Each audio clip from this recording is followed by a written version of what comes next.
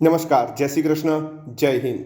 Chemistry paper સેટરના favourite ટોપિકની અંદર episode number 20માં તમારું હાર્દિક સ્વાગત છે. અને હું છું જતીન પટેલ અને આજનો સરસ મજાનો ટોપિક છે ન્યુક્લિક એસિડ. મિત્રો, આ ટોપિક છે ને દરેક પેપરમાં પૂછાયો છે. છેલ્લા 8 બોર્ડના પેપરને હું તમને સાબિતી સાથે આપીશ. અને હા, એક બાબત, મોસ્ટ ઇમ્પોર્ટન્ટ બાબત, કે આમાંથી એમસીક્યુ પૂછાયો છે. એટલે આખી થિયરી તમારે ગોખવાની જરૂર નથી. દરેક પેપરમાં એમસીક્યુ પૂછાયો છે. તો તમારે ખાલી એ ટ્રીક સમજવાની જરૂર છે કે એમસીક્યુ કેવી રીતના ફેરવીને પૂછે છે. જો એ ટ્રીક તમે સમજી ગયા ને, તો તમે આ એમસીક્યુનો માર્ક્સ તમારો પાક્કો થઈ જવાનો છે બચ્ચા પાર્ટી. અને આવા એક માર્ક્સ કરીને હું ટોટલ 50 એપિસોડ લઈને આવવાનો છું. અને આજે 20 એપિસોડ તો પૂરા થઈ ચૂક્યા છે. તમે 50 એપિસોડ જોઈ લીધા અને તમે મને 25 કલાક પૂરેપૂરા આપ્યા ને, તો તમારા કેમિસ્ટ્રીના માર્ક્સની અંદર 25 માર્ક્સનો વધારો થશે એવી મારી તમને ગેરંટી છે બચ્ચા પાર્ટી. ચાલો, કેવી રીતના વધારો કરીશું સમજી લઈએ. ચાલો, પરીક્ષકના માઇન્ડસેટને સમજીએ કે કેવી રીતના પરીક્ષક ક્વેશ્ચન પૂછે છે. ન્યુક્લિક એસિડ માટે કહેવત છે આપણા સમાજની અંદર કે બાપ જેવા બેટા ને વડ જેવા ટેટા. બાપ જેવા બેટા કેમ થાય? એના પાછળનું કારણ છે ન્યુક્લિક એસિડ. ને વડ જેવા ટેટા કેમ થાય? એના પાછળનું કારણ છે ન્યુક્લિક એસિડ. સમજીશું આજે કેવી રીતના ને કેમ થાય છે. તો ચાલો શરૂઆત કરીએ આજના સરસ મજાના ટોપિકની. ને ટોપિકનું નામ છે ન્યુક્લિક એસિડ. આમ તો સૌથી પહેલાં આપણી શરૂઆત થતી હોય છે ક્વેશ્ચન કેવી રીતે પૂછાય એના પરથી. બટ આમાંથી મોસ્ટલી એમસીક્યુ પૂછાય છે. તો આપણે ટોપિક પછી આપણે ક્વેશ્ચનને સમજીશું ને ક્વેશ્ચનને ભણીશું. સૌથી પહેલાં વાત કરીએ બચ્ચા પાર્ટી, તો ન્યુક્લિક એસિડ અને આનુવંશિકતા વચ્ચે શું સંબંધ છે? આનુવંશિકતા એટલે શું? આનુવંશિકતાને સમજીએ સૌથી પહેલાં. તો એક પેઢી જે છે, એક પેઢીના લક્ષણો બીજી પેઢીમાં ઉતરી આવે, અને બીજી પેઢીમાં એ લક્ષણો ઉતરી આવે ને, એના લીધે એક પછી એક પેઢીઓ એ લક્ષણો સાથે આગળ વધતી જાય. અને આને જ કહેવામાં આવે આનુવંશિકતા. આ આનુવંશિકતા માટે જે ન્યુક્લિક એસિડ જવાબદાર છે એ કેવી રીતના કામ કરે છે એને સમજીએ. સૌથી પહેલાં વાત કરીશું, કોઈ પણ પ્રજાતિ છે એનો જે જીવંત કોષ હોય ને, એ કોષની અંદર એક કોષ કેન્દ્ર આવેલું હોય. આ કોષ કેન્દ્રની અંદર રંગસૂત્રો આવેલા હોય છે. મોસ્ટ બાબત, રંગસૂત્રો છે ને સ્પેશિયલી એની અંદર 2 ઘટક ધરાવે છે. એક પ્રોટીન અને બીજો છે ન્યુક્લિક એસિડ. આ ન્યુક્લિક એસિડ મિત્રો 2 પ્રકારના હોય છે. તો એક હોય છે એને કહીએ છીએ આપણે DNA અને બીજાને કહીએ છીએ આપણે RNA. DNAનું ફૂલ ફોર્મ થાય છે ડીઓક્સી રિબો ન્યુક્લિક એસિડ. શું ફૂલ ફોર્મ થાય છે એનું? ફરીથી, ડીઓક્સી રિબો ન્યુક્લિક એસિડ. આમ ધ્યાનથી સમજજો, આમાં ડીઓક્સી શબ્દ આવ્યો એ કેમ, એ થોડીક વારમાં ખબર પડશે. અને આરએનએનું નામ થાય છે રિબો ન્યુક્લિક એસિડ. બંને નામની અંદર જુઓ તો કંઈક સામ્યતા છે. આમાં ખાલી ડીઓક્સી એક્સ્ટ્રા લાગેલું છે, બાકી રિબો ન્યુક્લિક એસિડ બંનેની અંદર કોમન છે. તો સમજીએ બંનેમાં સામ્યતા શું છે ને તફાવત શું છે, બંનેનું કામ શું છે. સૌથી પહેલાં સમજીએ તો બંનેનું એક સ્પેસિફિક કામ છે જે પ્રોટીનના સંશ્લેષણમાં અગત્યનો ભાગ ભજવે છે. આ સમજવા માટે હું તમને એક ઉદાહરણ આપું કે સમજી લો કે આ આરએનએ છે ને એક કંપની છે. શું છે? આરએનએ છે એક કંપની છે. અને કંપનીની અંદર અલગ ડિપાર્ટમેન્ટ હોય, જેમ કે ટ્રાન્સપોર્ટ ડિપાર્ટમેન્ટ હોય, સંદેશાવાહક એટલે મેસેન્જર ડિપાર્ટમેન્ટ હોય, રિબોઝોમલ છે, બરાબર. તો આ રીતના અલગ ડિપાર્ટમેન્ટ છે, દરેકનું કામ અલગ છે. હવે આ ડીએનએ છે ને એ માલિક છે એવું સમજી લો. ડીએનએ છે માલિક છે, અથવા સીઈઓ છે સમજી લો. કંપનીમાં પ્રોડક્શન તો કરવાનું છે, પ્રોટીનનું સંશ્લેષણ તો કંપનીમાં કરવાનું છે, પરંતુ કયા પ્રોટીનનું સંશ્લેષણ કરવું એ માલિક કહેશે. માલિક એમને ઓર્ડર આપશે કે ભાઈ આ ચોક્કસ પ્રકારનો પ્રોટીન છે ને એનું સંશ્લેષણ કરો. તો ડીએનએ છે ને એ દોસ્ત માલિક છે. કોણ છે? ડીએનએ માલિક છે. અને આરએનએ છે ને પ્રોડક્શન કરતી કંપની છે એવું સમજી લો. તો તમારા દિમાગની અંદર ફિટ થઈ જશે. આ સંશ્લેષણ કરે ખરો, પરંતુ કોના ઓર્ડર ઉપર કામ કરે? ડીએનએના ઓર્ડર ઉપર કામ કરે. ડીએનએ ચોક્કસ મેસેજ મોકલે પ્રોટીનનો, બરાબર, કે આ પ્રોટીનનું સંશ્લેષણ કરવાનું છે. એ મુજબ આખું આરએનએનું કામકાજ આગળ થાય. તો સમજીશું ડીએનએ અને સમજીશું આરએનએ, બંનેને આગળ સમજીશું. તો સૌથી પહેલાં આપણે શરૂઆત કરીએ ન્યુક્લિક એસિડના બંધારણથી, કે ન્યુક્લિક એસિડના બંધારણમાં શું છે. તો સમજો ધ્યાનથી. જ્યારે ન્યુક્લિક એસિડનું જળ વિભાજન કરવામાં આવે છે ને, ત્યારે અમને ખ્યાલ આવે છે કે તે 3 ઘટકોનો બનેલો છે. કયા 3 ઘટકોનો બનેલો છે? ધ્યાનથી સમજો. એક છે પેન્ટોઝ શર્કરા, જેને આપણે રિબોઝ શર્કરા કહીશું. બીજો છે નાઇટ્રોજનયુક્ત વિષમ ચક્રીય બેઝ, જે બે પ્રકારના હશે, એક હશે પ્યુરિન અને બીજો હશે પિરિમિડિન. અને નંબર 3 પર છે ફોસ્ફેટ, અને ફોસ્ફેટ એટલે કયા? તો PO4-3. PO4-3 ની અંદર એક ઓક્સિજન ભવિષ્યમાં C3 કાર્બન સાથે જોડાશે અને એક ઓક્સિજન ભવિષ્યમાં C5 કાર્બન સાથે જોડાશે. આ બંને બાબતો તમારે યાદ રાખવાની છે. પેન્ટોઝ શર્કરા વિષમ ચક્રીય બેઝ અને ફોસ્ફેટ C3C5. તો ચાલો સૌથી પહેલાં વાત કરીશું પેન્ટોઝ શર્કરાની, કે કઈ પેન્ટોઝ શર્કરા ક્યાં ક્યાં ને કેવી રીતના ગોઠવાય છે. તો ધ્યાનથી સમજો. આ રહી પેન્ટોઝ શર્કરા. પેન્ટોઝ શર્કરાનું નામ છે બીટા ડી રિબોઝ.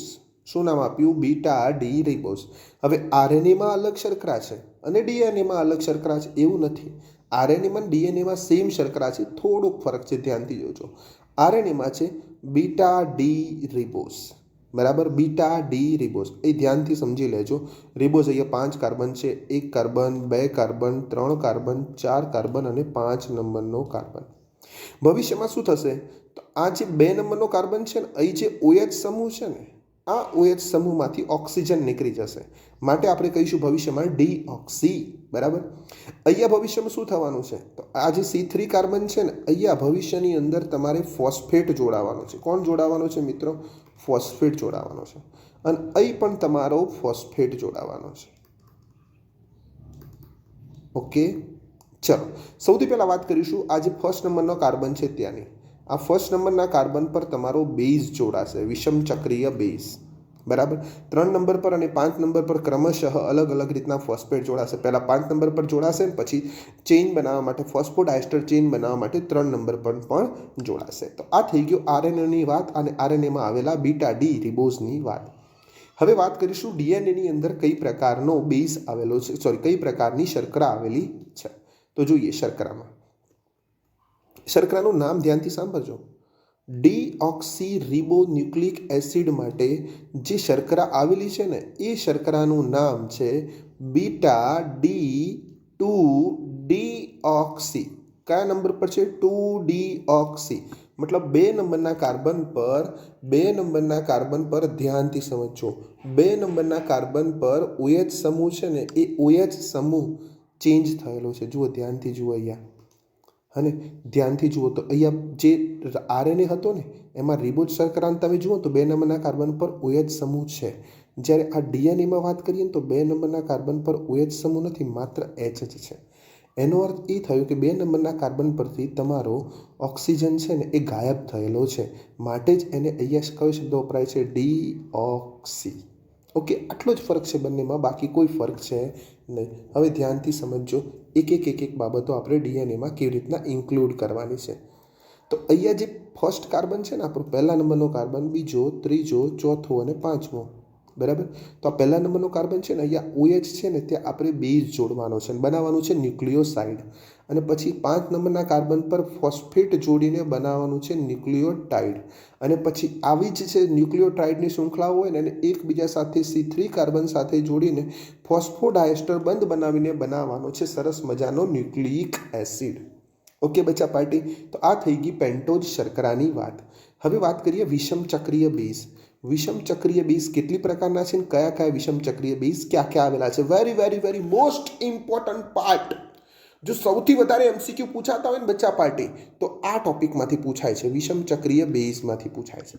મારા દ્રષ્ટિએ IMP ના કહેવાય, સુપર IMP ભાગ છે. ધ્યાનથી જોજો, અને એની શોર્ટકી પણ હું તમને આપીશ બચ્ચા પાર્ટી. નાઇટ્રોજનયુક્ત વિષમ ચક્રીય બેઝ. વિષમ ચક્રીય એટલે કાર્બન સિવાય બીજી અઘરી આઇટમ પણ એની અંદર આવેલી છે, એ છે નાઇટ્રોજન. હવે જુઓ, બંધારણ છે ને, તમારે કોઈ પણ જગ્યાએ પૂછાતા નથી. બંધારણ ક્યારે પૂછાતા નથી, એટલે બંધારણ ગોખવાના જ નહીં કોઈએ. પણ હું તમને ખાલી દ્વિચક્રીય કેવી રીતે, એક ચક્રીય કેવી રીતે બંધારણના દર્શન કરાવીશ. દર્શન કરી પાવન થવાનું તૈયાર કરવાના નહીં. ઓકે બચ્ચા, ચલો. પ્યુરિન બેઝ, એકનું નામ શું છે? Purine base. પ્યુરિન બેઝ કોને કહીશું? તો જે દ્વિચક્રીય છે તેને આપણે પ્યુરિન બેઝ કહીશું. પ્યુરિન બેઝ કેવો દેખાય? જુઓ, એક ચક્ર બેન્ઝીન ચક્ર જેવું જ હોય, અને બાજુમાં બીજું 5 મેમ્બરનું એક ચક્ર હોય, જેમાં 2 નાઇટ્રોજન આવી રીતના ગોઠવાયેલા હોય, તેને આપણે દ્વિચક્રીય બેઝ અથવા પ્યુરિન કહીશું. પ્યુરિનમાં કોણ કોણ આવે? AG આવે. એ મતલબ એડેનીન, G મતલબ ગ્વાનીન. ઓકે, અને યાદ રાખવાની ટ્રીક સરસ મજાની છે. પ્યોર AG ને 2 ચક્કર છે ભાઈ. કેટલા ચક્કર છે? પ્યોર AG ને 2 ચક્કર છે, આવું યાદ રાખવાનું. તમને કેવા કેવા નખરા કરીને તમને યાદ રખાવવું પડે, મને આમ વિચાર આવે ઘણીવાર. તો પ્યોર છે પ્યોર મતલબ પ્યુરિન છે, પ્યોર. એ મતલબ એનેડિન છે, જી મતલબ ગ્વાનિન છે, અને કેટલા ચક્ર છે? 2 ચક્ર છે. તમને ઘણી બધી વાર એમસીક્યુમાં પૂછશે કે નીચેના પૈકી કયો પ્યુરિન બેઝ છે? 10 10 10 10. તો એજી યાદ રાખવાનું, એજી પ્યોર હોય એને કેટલા ચક્ર છે? 2 ચક્ર. પછી ક્વેશ્ચન એવી રીતે પૂછે કયો દ્વિચક્રીય બેઝ છે? તો એજી યાદ રાખવાનું તમારે. ઓકે, ચલો આગળ વધીશું. હવે વાત કરીશું પિરિમિડિન ચક્રની. કોની વાત કરીશું? પિરિમિડિન ચક્રની. તો પિરિમિડિનની અંદર આ રીતના એક ચક્ર આવેલું હોય છે, માટે આને એક ચક્રીય બેઝ કહે છે. બીજું એની અંદર શું આવે? સીટીયુ. અમારે તે ગુજરાતમાં છે જીટીયુ અને આપણે યાદ રાખવાનું સીટીયુ. બરાબર, ગુજરાતમાં છે જીટીયુ અને આપણે યાદ રાખવાનું સીટીયુ. જુઓ, C for cytosine, T for thymine, U for uracil. અલગ અલગ બાબતની વાત કરી લઈએ. બરાબર, ચલો હવે ધ્યાનથી સમજો. તો એક થા હા જો એક થા પીસાયું. આપણે એક સાંભળ્યું હતું, એક થા ટાઈગર, પણ આ કહે છે એક થા પીસાયું. આ એક થા પીસાયું પરથી આ લોકો શું સાબિત કરવા માંગે છે એને પણ આપણે સમજી લઈએ. એક પરથી એક ચક્ર છે, થા પરથી થાઇમિન છે, પી પરથી પિરિડિન છે, સા પરથી સાઇટોસિન છે, અને યુ પરથી યુરેસિલ છે. તો આપણે યાદ રાખવાનું એક થા પીસાયું. એક થા પીસાયું યાદ રાખીએ એટલે સાઇટોસિન, થાઇમિન ને યુરેસિલ આ ત્રણેય એક ચક્રીય અને પિરિમિડિન છે એવું યાદ રહી જાય. બાજુમાં શોર્ટ કીમાં પેપરમાં એમસીક્યુ પૂછાય એટલે લખી જ દેવાનું એક થા પીસાયું. બરાબર, અને પછી ચેક કરવાનું ચાલુ કરવાનું કોણ કોણ ક્યાં છે, બાકીનું એ ટીક કરી દેવાનું. ઓકે, પેલામાં યાદ રાખ્યું હતું પ્યોર એજીને 2 ચક્કર, એ યાદ રાખવાનું એક થા પીસાયું. હવે એનથી પણ વધારે સુપર આઈએમપી સવાલ આવે છે, કોણ કેમાં હાજર છે અને કોણ કેમાં હાજર નથી. હવે ધ્યાનથી સમજજો. ડીએનએમાં રહેલા બેઝનું નામ છે ATGC. શું યાદ રાખવાનું? ATGC. એ અને ટી વચ્ચે બધાને ખબર છે કે કોની વચ્ચે કેટલા કેટલા હાઇડ્રોજન બંધ છે, છતાં પણ હું તમને કહી દઉં, એ અને ટી વચ્ચે 2 હાઇડ્રોજન બંધ અને જી અને સી વચ્ચે 3 હાઇડ્રોજન બંધ. આવું હાઇડ્રોજન બોન્ડિંગ જોવા મળે છે. ખાસ બીજી બાબત, આરએનએમાં કોણ છે? AUGC. આરએનએમાં કોણ છે? AUGC. તો સર બંનેમાં તફાવત શું છે એ મારે ચેક કરવું છે. બંનેમાં તફાવત શું છે એ ચેક કરવું છે. તો બંનેમાં તફાવતમાં તમારે યાદ રાખવાનું છે, એકમાં ટી છે ને બીજામાં યુ છે. એકમાં ટી છે, બીજામાં યુ છે. કયામાં ટી છે ને કયામાં યુ છે? તો આ રહ્યો ટી ને આ રહ્યો યુ. બાકી AGC કોમન છે. કોમનને યાદ રાખવાની જરૂર નથી. યાદ રાખજો બચ્ચા પાર્ટી, કોમન માટે કંઈ યાદ રાખવાની જરૂર નથી, આપણે અલગ પડે છે યાદ રાખવાનું. અને એના માટેની પાછી ભયંકર શોર્ટ કી ટેડ મારું. ટેડ આપણે ફેશન શોપ છે, તમને ખબર જ છે. ટેડ મારું, T for thymine, D for DNA. તો થાઇમિન છે ને એ ડીએનએમાં આવે. રૂ આર ફોર આરએનએ અને યુ ફોર યુરેસિલ. તો ટેડમાં રૂ આવું યાદ રાખો, તમને યાદ રહી જાય કે ટેડમાં રૂ એટલે ટેડમાં થાઇમિન આવશે, અને એટલે કે ડીએનએમાં થાઇમિન આવશે, અને આરએનએમાં એટલે કે યુ એટલે કે યુરેસિલ આવશે. બાકી ત્રણેય કોમન છે. બહુ બધી વાર આ સવાલ પૂછાયો છે અને હમણાં હું તમને સાબિતી પણ આપીશ.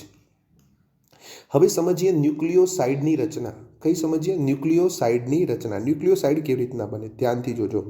આપણી પાસે સરસ મજાની પેન્ટોઝ શર્કરા હતી, એની સાથે જ્યારે બેઝ જોડાઈ જાય છે ને, પેન્ટોઝ શર્કરા સાથે બેઝ જોડાય છે ને C1 કાર્બન પર, ક્યાં? C1 કાર્બન પર જ્યારે બેઝ જોડાય છે ત્યારે જે રચના બને છે એને કહેવામાં આવે છે ન્યુક્લિયોસાઇડ. શું કહેવામાં આવે છે? ન્યુક્લિયોસાઇડ. વિષમ ચક્રીય નાઇટ્રોજન બેઝ અને શર્કરા આ બંનેના જોડાણથી જે બને છે એ છે તમારી ન્યુક્લિયોસાઇડ. અને તરત જ આના પછી બને એનું નામ છે ન્યુક્લિયોટાઇડ. શું નામ છે? ન્યુક્લિયોટાઇડ. હવે ધ્યાનથી સમજજો અને કોણ ક્યાં જોડાય ને કેવી રીતના જોડાય. હવે સમજજો બંનેમાં તફાવત શું છે આ સમજવું ખાસ જરૂરી છે. જુઓ, BSF યાદ રાખવાનું. શું યાદ રાખવાનું? BSF. બેઝ શર્કરા ફોસ્ફેટ ત્રણેય જોડી જાય ને તો બની જાય ન્યુક્લિયોટાઇડ. બેઝ શર્કરા ફોસ્ફેટ ત્રણેય જોડાઈ જાય તો બની જાય ન્યુક્લિયોટાઇડ. પણ માત્ર 2 જોડાય, બેઝ અને શર્કરા જ જોડાય તો બની જાય ન્યુક્લિયોસાઇડ. શું બની જાય? ન્યુક્લિયોસાઇડ. શું બની જાય? ન્યુક્લિયોસાઇડ. હવે ધ્યાનથી સમજજો. બરાબર છે.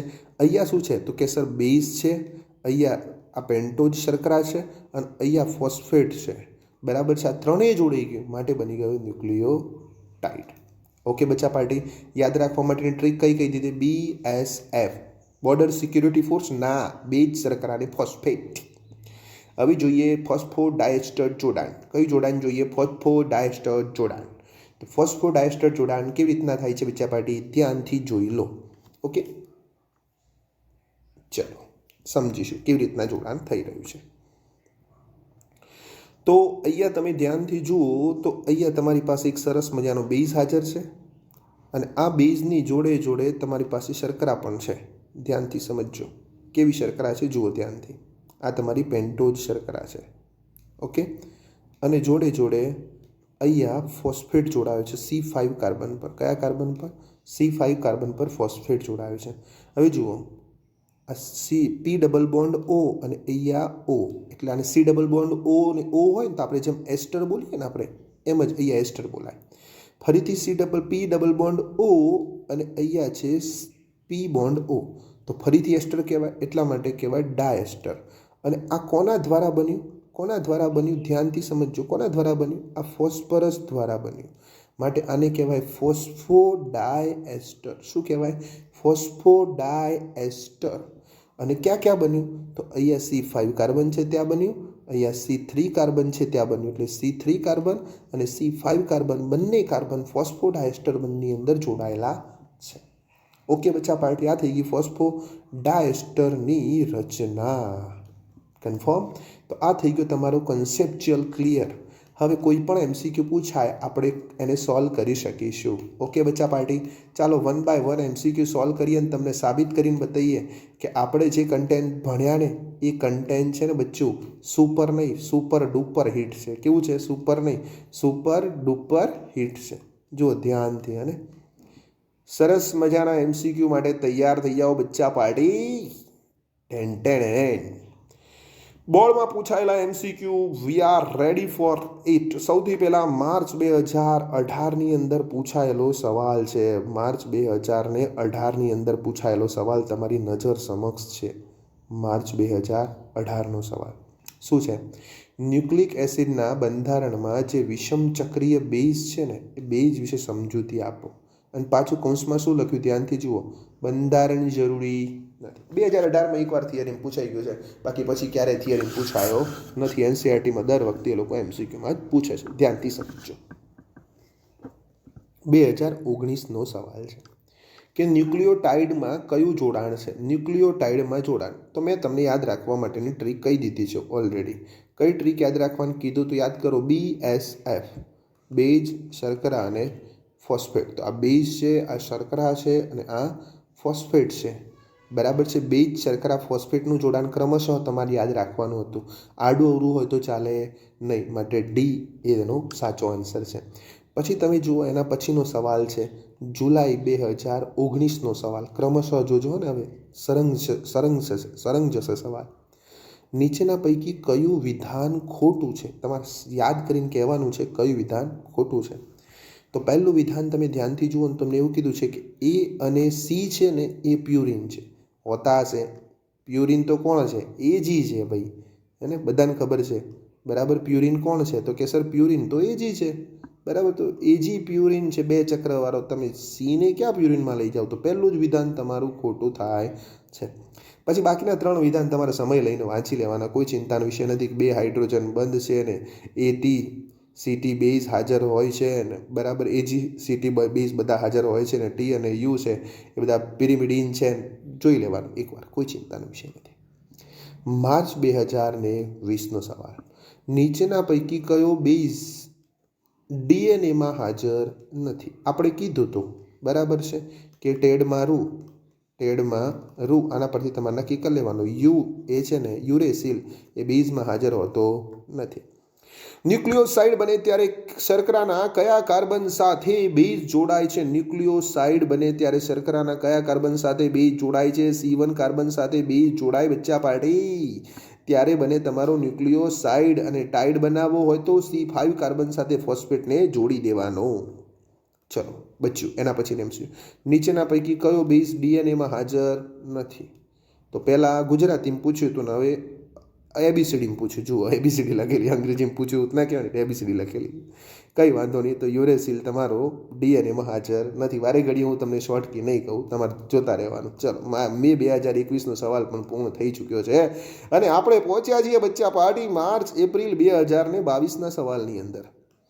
માર્ચ એપ્રિલ 2022માં પેપર સેટરે પૂછ્યું છે કયું દ્વિચક્રીય બેઝ છે, કયું દ્વિચક્રીય બેઝ છે એવું પૂછ્યું. 2 ચક્રવાળું કયું છે અમને ખબર છે, પ્યોર એજીને 2 ચક્ર, પ્યોર એજીને 2 ચક્ર અમે કહી દીધું હતું, એજીન 2 ચક્ર છે. આમાં કોણ પૂછ્યું તો એ પૂછ્યું છે. અને બીજો ઓપ્શનમાં કયું થાય, જી. બરાબર, તો એ 2 ચક્ર એટલે જ આપણને ખબર છે કે આપણે પ્યુરિન. બરાબર, આરએનએમાં કયો બેઝ હોતો નથી. પેલા લોકોએ ડીએનએમ પૂછ્યું હતું, આ લોકોએ આરએનએમ પૂછ્યું. આપણે બધાને યાદ રાખવાનું, ટેડમાં રૂ. બરાબર છે, તો ટેડમાં રૂ તો ટેડમાં ટીડી, તો ડીએનએમાં કોણ છે, ટી છે. બરાબર, તો આ રહ્યો ડીએનએમ જે છે એ આરએનએમાં નથી, આરએનએમ જે છે એ ડીએનએમાં નથી. 3 તો કોમન છે, એક અલગ અલગ છે. આ જુલાઈ 2022નો સવાલ હતો બચ્ચો. ક્યારનો સવાલ હતો, જુલાઈ 2022નો સવાલ હતો. આમાં છેલ્લે જે પરીક્ષા લેવાઈ એનો. આગળ વધી રહ્યા છીએ આપણે. ગુજકેટની પરીક્ષામાં પૂછાયેલા એમસીક્યુ. ગુજકેટની એક્ઝામની તૈયારી કરો તો તમને સરસ મજાનું એગ્રીકલ્ચરમાં એડમિશન મળી જાય સારામાં સારા માર્ક્સે. અને એન્જિનિયરિંગમાં એડમિશન લેવું હોય, બરાબર, આઈઆઈટી સિવાયની કોલેજમાં, તો તમારા માટે એક અને માત્ર એક જ ઉપાય છે, એ છે ગુજકેટ. ઓકે બચ્ચા પાડી. ગુજકેટ 2013નો સવાલ. નીચેના પૈકી કયો દ્વિચક્રીય બેઝ છે, ડબલ ચક્કર, પ્યોર એજી કે 2 ચક્કર, પ્યોર એજી કે 2 ચક્કર. એજી શોધો, એજી ક્યાં છે, આ રહ્યો ગ્વાનિન. બરાબર, ગુજકેટ 2018નો બીજો સવાલ. નીચેના પૈકી કયું પ્યુરિન છે. આ લોકોએ દ્વિચક્ર કીધું તો આ લોકો શું કે પ્યોર. તો આપણે યાદ રાખવાનું પ્યોર એજીને 2 ચક્કર. તો ફરીથી એજી શોધો, આ રહ્યું ગ્વાનિન. બરાબર, ગુજકેટ 2013નો સવાલ ને ગુજકેટ 2018નો સવાલ. તમને હવે એવું લાગતું હશે બચ્ચા કે સર સવાલમાં કંઈ દમ નથી. દમ નથી એવું નથી, સવાલમાં તો દમ જ છે, પણ તમારા કન્સેપ્ટ ક્લિયર છે એટલે તમને કંઈ વાંધો આવતો નથી. જુઓ, ગુજકેટ 2019નો સરકતો સવાલ. નીચેના પૈકી કયા વિધાન યોગ્ય છે તે તમારે પસંદ કરવાના છે બચ્ચું. કયું વિધાન યોગ્ય છે એ તમારે જાણવાનું છે. બરાબર, આનો જવાબ હું તમને નહીં કહું, તમારે મને કોમેન્ટમાં જણાવવાનો આ બંનેનો જવાબ. કારણ કે હવે થોડીક પેપર પેટર્ન બદલાઈ છે, તો હવે નીટવાળા અને જેડબલઈવાળા પણ આવા સવાલ પૂછે છે. સાઇટોસિન છે ને એ પિરિમિડિન વ્યુત્પન્ન છે. અચ્છા, સીટીયુ એક થા પીસીયુ. ઓકે, પછી ડીએનએમાં બીટા ડી રિબોઝ હોય છે. બીટા ડી રિબોઝ ના હોય, બીટા ડીઓક્સી રિબોઝ હોય. એટલે પહેલું વિધાન છે તમને જરાક સાચું જેવું લાગતું હશે, સાઇટોસિન પિરિમિડિન, પણ બીજું વિધાન તો તમને ખોટું લાગવું જોઈએ. ચોક્કસ પ્રોટીનનો સંદેશો આરએનએમાં હોતો હશે, ચોક્કસ માલિક આપે. માલિક કોણ, ડોન મતલબ ડીએનએ. ઓકે, અને ડીએનએની જુદી જુદી જાતિનો ઓળખને એક શતક સુધી જાળવી રાખે. તમારે વિચારવાનું, વર્ષોના વર્ષો જાળવી રાખે કે 1 શતક સુધી જાળવી રાખે. ઓકે, તો આનો આન્સર તમારે મને કોમેન્ટમાં જણાવવાનો છે. હું તમારી કોમેન્ટની રાહ જોઈશ, અને જેનો સાચો જવાબ હશે ને એને હું લાઈક આપી દઈશ અને એને હાર્ટ આપી દઈશ. સાચા વિધાન માટે ટી અને ખોટા વિધાન માટે એફ નક્કી કરો. ગુજકેટ 20નો બીજો સવાલ. મોટાભાગના કુદરતી એમિનો એસિડ એલ વિન્યાસના હોય છે. ઓકે, આરએનએમાં બીટા ડીઓક્સી રિબોઝ છે. આનું ઊંધું કરીને અમને પછી પૂછ્યું. જો આ પરીક્ષક કેવી રીતના દિમાગને સેટ કરે છે એ તમે ધ્યાનથી જોજો. અહીંયા બીટા ડીએનએમાં બીટા રિબોઝ હોય છે એવું કીધું, તો આમને બદલી નાખ્યું. આરએનએમાં બીટા ડીઓક્સી રિબોઝ મતલબ બીટા ડી રિબોઝ શર્કરા હોય છે, એટલે ડીએનએનું ખાલી આરએનએ કરી દીધું. બાકીના વિધાનો અલગ અલગ જગ્યાએથી અમે લીધા છે. એમાઇલોઝ પાણીમાં અદ્રાવ્ય હોય છે. આ ખાસ ઘટક જોઈ લેજો તમે, જે આલ્ફા ડી પ્લસ ગ્લુકોઝનો બનેલો છે. બધા જ મોનોસેકેરાઇડ બિન રિડ્યુસિંગ શર્કરા છે. આ પણ તમારે એકવાર ચેક કરવાનું રહેશે અને મને આન્સર કરવાનો રહેશે. चलो एक और एमसीक्यू आपके लिए हाजिर है. गुजकेट 2021માં પૂછાયેલો સવાલ. ડીએનએમાં નીચેના પૈકી કયો બેઝ હોતો નથી. ડીએનએમાં ફરીથી. બરાબર છે, તો રૂ એટલે કે યુરેસિલ ના હોય, તો યુરેસિલનો યુ. આરએનએ અને ડીએનએ માટે કયા વિધાન સાચા છે. નીટ 2016નો સરસ મજાનો સવાલ.